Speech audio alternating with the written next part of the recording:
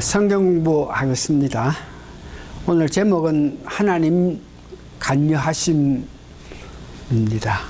전도서 3장 10절에서 15절 내용에서 은혜를 받아서 하나님이 우리 삶에서 간여하심이라는 제목으로 말씀드립니다. 세상 돌아가는 이치 문제에서 동양에서는 음양의 이치로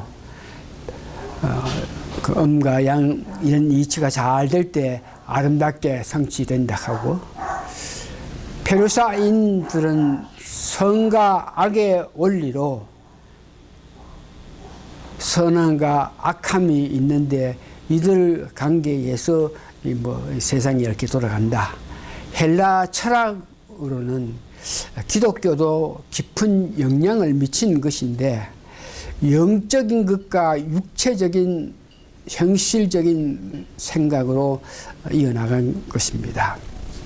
그러니까 동양에서는 음양관계의 이치, 페르사인들은 선과 악으로 이렇게 형성되는 이치, 헬라 철학에서는 우리 기독교가 많은 영향을 받았는데 육적인 것과 영적인 것과 육체적인 것, 이런 것들에 대해서 생각하고 있는데, 성경 말씀에는 하나님께서 자연과 모든 인생들의 문제에 관하여 간여하실 뿐만 아니라 철저하게 지배하고 다스리고 계신다는 것입니다.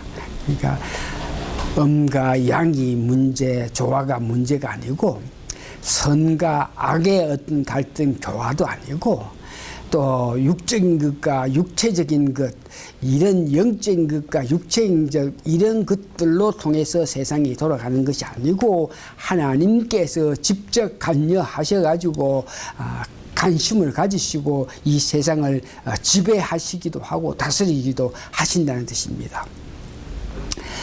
그래서 하나님께서 자연과 모든 인생에 대해서 간여하신다. 어떻게 알 수 있느냐?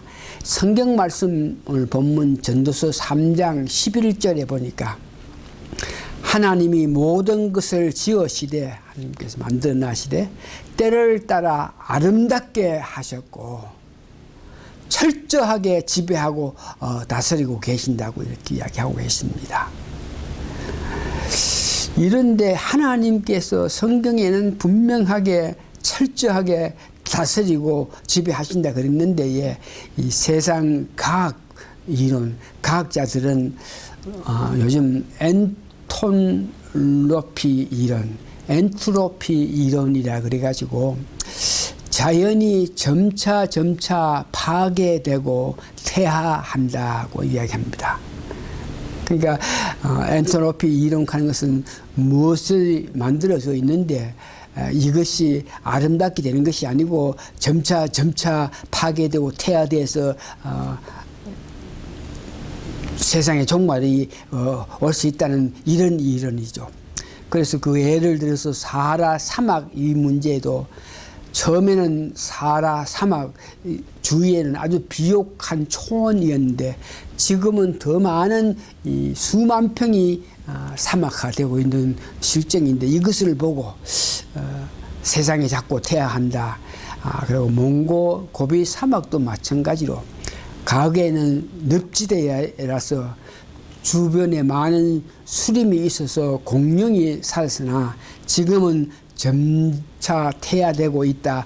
이렇게 이야기하면서 자연이 점차 파괴되고 퇴화된다고 이렇게 이야기하는데, 성경 말씀에 다시 한번 하나님께서 직접 역사하고 계신다. 그 증거로 여러분 잘 아시는 사계절을 만들어 가지고 계속적인 변화로 통해서 자연의 소생을 우리가 직접 보고 있습니다. 이것이 하나님께서 역사하셔가지고 사계절을 만들어 놓으시고 그 사계절이 변화함에 따라서 자연이 소생되는 것을 말하고, 욥기 23장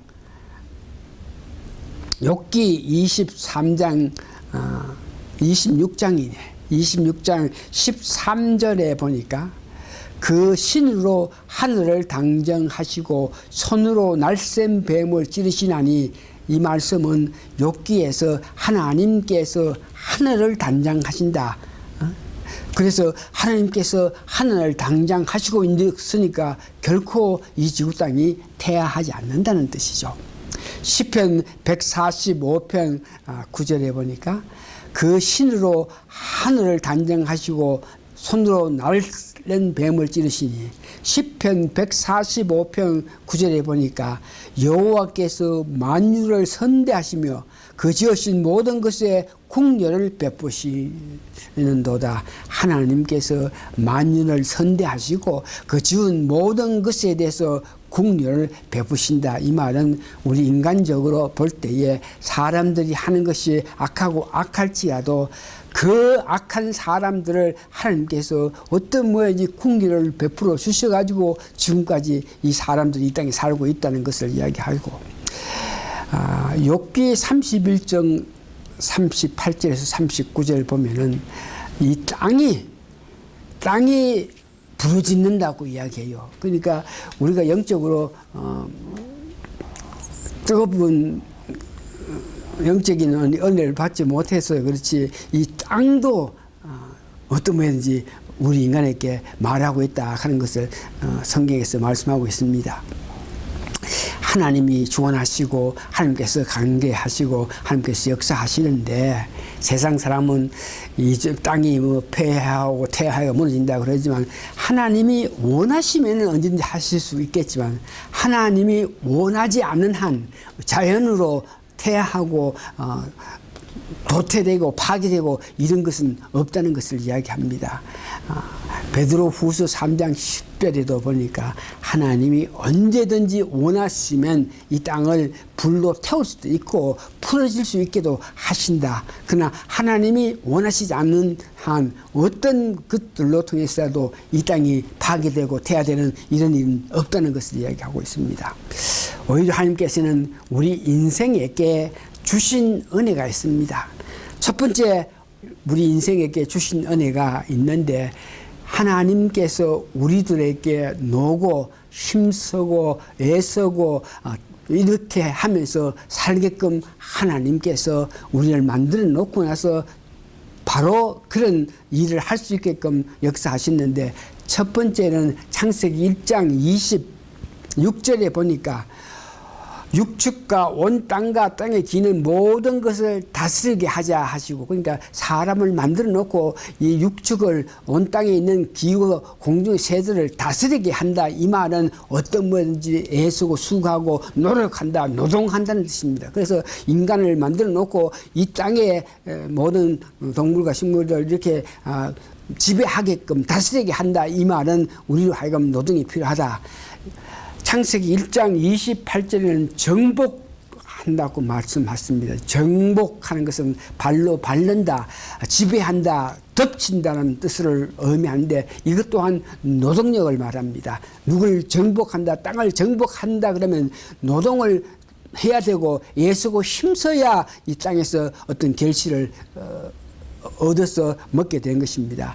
그런데 여러분이 아시는 바와 같이 창세기 3장 17절에서 19절 보면은 이 땅이 아담과 하와가 죄를 지었기 때문에 땅이 저주를 받아서 땅에서 이 생산한 것들이 문제가 돼가지고 정상적인 생산을 이루지 못하고 수고하고 애쓰고 땀을 흘려야 우리 먹을 것을 얻을 수 있다는 것을 이야기했죠. 그래서 3장 17절 19절에 땅이 저주를 했고 가시덤불 엉클개가 냈고 이렇게, 그래서 창세기 4장 11절은 밭을 갈아도 효과가 없고 땅을 유리하면서 살아가는 이런 신세, 이것이 하나님께서 인간에게 노고하고 살 수밖에 없게끔 만들어놨는 것을 우리가 이해하고 열심히 해서 힘써서 일하면서 살아나가야 된다 하는 것을 여러분 아셔야 됩니다.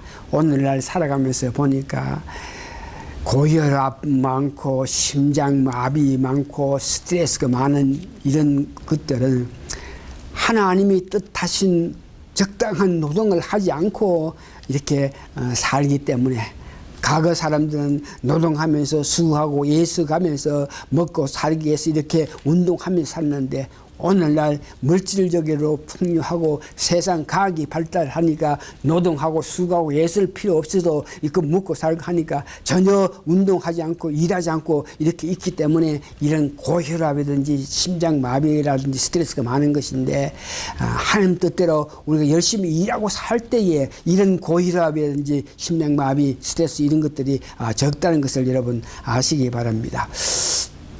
세 번째, 하나님께서 우리 인생에게 영혼을 사모하게끔 이렇게 만들어 놨다 그랬습니다. 영혼을 사모한다. 이 말은 우리로 하여금 종교성 누군가는 믿어야 살고 누군가는 의지하여야 살 수 있게끔 우리를 만들어 놨다. 이렇게 했습니다. 그래 영혼을 사모하는 마음을 주셨다. 이렇기 때문에 어떤 인간이라도 믿지 않고는 의지하지 않고는 이 땅에 살 수 없다는 것을 이야기하는데 유명한 신학자 찰스 활스통 하는 사람은 시카고에 있는 대학의 학자인데 연구해 본 결과 이 땅에 태어난 모든 사람들 한 사람도 종교심이 없는 사람이 없다. 모든 사람이 종교심이 있다. 다행히 우리는 예수 그리스도를 믿게 됨을 통해서 그 은혜로 말미암아 하나님 사랑을 받고 사는 것이 얼마나 좋은지 모르겠습니다. 모든 사람이 영혼을 사모하는데 어떤 뭐든지 뭘 믿어도 믿어야 되고 정 못 믿으면 알지 못하는 신이라도 믿어야 되고 자기 손이라도 믿어야 되는데 다행히 우리는 예수 그리스도를 믿음으로 통해서 구원받은 것에 대해서 얼마나 감사하다고 생각해야 되겠습니다. 그러면서 네 번째는 인간의 한계를 주셨다 그럽니다. 인간의 한계를 주셨다 하는 것은 뭐냐 하면 우리가 모든 것을 다 할 수 있는 것이 아닙니다. 뭘 할 수도 있고 못할 수도 있고 알 수도 있고 뭐 할 수 있게끔 이와 같이 한계를 줬다는 것을 이야기하죠. 그래서 인간이 뭐 육적으로 볼 수 없는 영적인 모든 것이 많은데 이것 또한 하나님께서 한계를 주셨기 때문에 우리로 하여금 할 수 있는 것이 있고 없는 것이 있어서 우리의 부족함을 고백하면서 살게끔 했습니다. 마지막으로 우리가 하나님께서 주신 것 가운데 목표가 있는데 목표하는 것은 사람이 살아가면서 기뻐하면서 선한 행동을 하는 것이 가장 복된 삶이라고 합니다. 하나님 기뻐하시는 삶은 선한 삶이고 먹고 마시고 노력하고 수고하고 누리는 낙은 하나님의 선물입니다. 그래서 이 하나님께서 모든 것을 하신다 이 말씀에 우리가 뭘 한다 그래도 사람이 뭘 만든다 그래도 영원하지 못하지만 하나님께서 만드신 것 하나님께서 주장하신 것은 영원하시고 사람이 한 것은 일시적인 뿐이다 한 것을 아시고 역사가 반복되는데 하나님은 과거의 모든 것들도 다 아시고 현재에 적용하시고 미래에도 이렇게 적용하시는데 우리 인간은 과거에 지난 많은 일들을 알지 못하고 지나가는 것을 다행히 과거의 모든 것을 알지 못하고 지나감으로 통해 가지고 우리가 지금 그 과거에 잘못한 것을 모림으로 통해서 편한 마음으로 살 수 있는 이것도 복이라 생각하면서 하여간 하나님은 과거의 모든 일도 아시고 현재 일도 아시고 미래 일도 다 아시면서 우리에게 유익한 것을 주셨다 하는 것을 생각하시기 바랍니다. 하나님은 멀리 계시지 않습니다.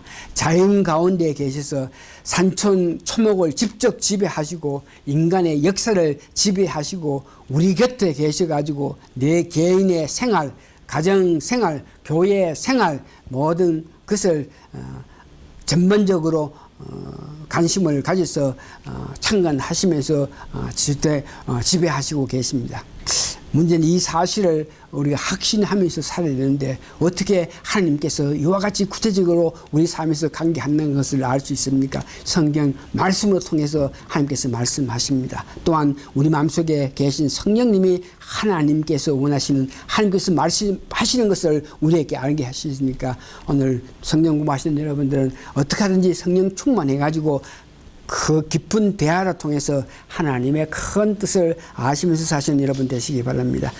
고마우신 아버지 하나님 감사하고 감사합니다. 하나님께서 우리 삶의 모든 것을 감려하시면서 좋은 것으로 인도하여 주신다는 것을 알고 감사하고 감사합니다. 이 사실을 성경으로 통해서 알 수 있다 그랬으니 성경을 더욱 숙고하고 성경을 더욱 감동감화한 마음으로 읽게 도와주시고 특별히 성령님이 또한 우리로 하여금 알게 하신다 그랬으니 우리가 성령 충만한 가운데 성령과 좋은 대화 교제를 통해서 하나님 참뜻을 알고 기뻐 감사하면서 사는 우리가 되게 도와주시옵기를 예수님 거룩한 이름 받들어 감사 기도합니다. 아멘. 끝말씀.